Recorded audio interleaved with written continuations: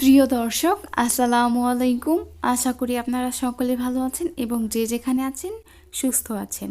রমজানে আবারও আপনাদের জন্য নতুন একটি রেসিপি নিয়ে হাজির হয়েছি। আজকের রেসিপি ডিম আলুর চপ।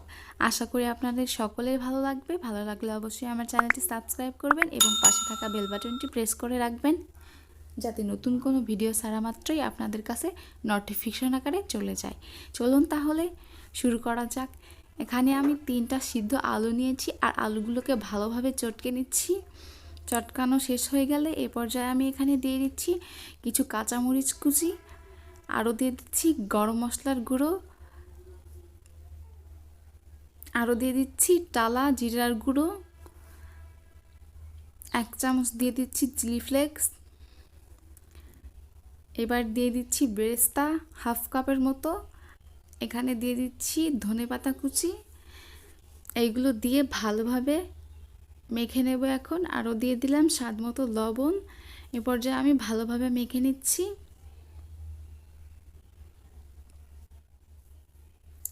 এটা মাখানো শেষ হয়ে গেলে এটাকে রেখে দিয়ে আমি এখানে 3টা সিদ্ধ করা ডিম নিয়েছি।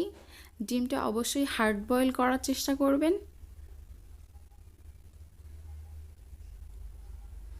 এবার আমি ডিমটাকে মাঝখান থেকে একটু কেটে নিচ্ছি। একটা ডিম দিয়ে 4টা চপ হবে। এবার যে আমার ডিমগুলো কাটা শেষ, এবার আমি হাতের মধ্যে কিছুটা আলু নিয়ে এভাবে গোল করে, দেখতেই পাচ্ছেন, গোল করে নিলাম।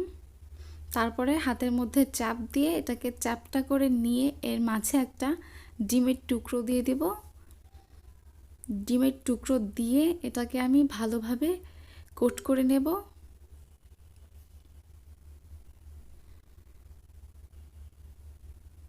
আলু দিয়ে একদম ডিমের অংশটাকে একদম ঢেকে দিতে হবে। এ পর্যায়ে আরেকটা হাত দিয়ে এরকম লম্বাটে শেপ করে নিচ্ছি। আপনারা চাইলে গোল শেপও করতে পারেন। এ পর্যায়ে আমি প্রত্যেকটা চপ এরকমভাবে করে নেব। এ পর্যায়ে আমি একটা পাত্রে একটা ডিম নিয়ে নিচ্ছি, আবার একটু ফেটিয়ে নিচ্ছি ডিমটাকে। এ পর্যায়ে এখানে একটু সামান্য লবণ আর একটু সামান্য সাদা গোলমরিচের গুঁড়ো দিয়ে ডিমটাকে ভালোভাবে ফেটিয়ে নেব।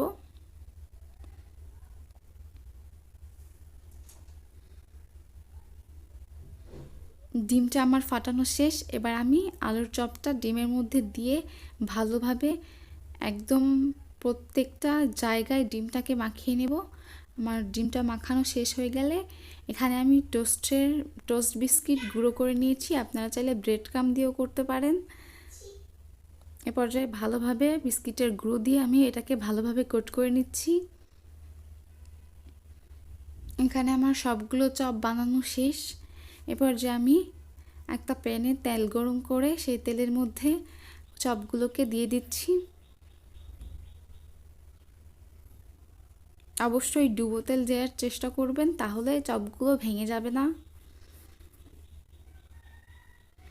এ পর্যায়ে আমি উপরের যেই চপগুলো উল্টে পাল্টে ভেজে নিচ্ছি, দেখতেই পাচ্ছেন বাদামি কালার করে।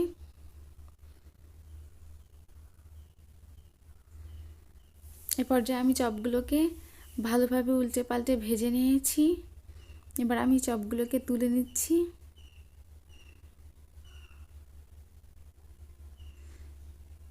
একদমই দোকানের মতো হবে। একবার আপনারা চাইলে বাসায় ট্রাই করে দেখতে পারেন। ট্রাই করে অবশ্যই আমাকে কমেন্ট বক্সে জানাবেন। সবাই ভালো থাকবেন, সুস্থ থাকবেন। আল্লাহ হাফেজ।